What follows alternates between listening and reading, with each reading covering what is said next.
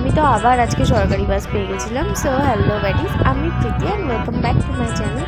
তো আজকে সকালবেলা উঠে এত গরম লাগছে যে কলেজে আমি ফর্মাল পরে যাইনি, এমনি ক্যাজুয়ালেই গেছিলাম। আর বাইরে বেরিয়ে দেখি এত রোদ্দুর যে একটা অটো করে নিই। এখন তো সকাল 8টা বাজে, তাইতেই এত রোদ্দুর আমার অটো করে নিতে হয়েছিল। আর তারপরে কলেজ পৌঁছে অ্যাজ ইট ইজ আমি আমার ঘুটি ঘন্টা। তারপরে আজকে দুটোই ক্লাস ছিল, তো দুটো ক্লাস তাড়াতাড়ি করে আমি বেরিয়ে যাই, কারণ বাইরে প্রচণ্ড রোদ্দুর হয়ে যাচ্ছিলো। তো তারপরে আমি আবার সরকারি বাস পেয়ে যাই, যার জন্য আমি প্রচণ্ড খুশি হয়ে যাই, কারণ আমার 10-20 টাকা বেঁচে গেছিলো।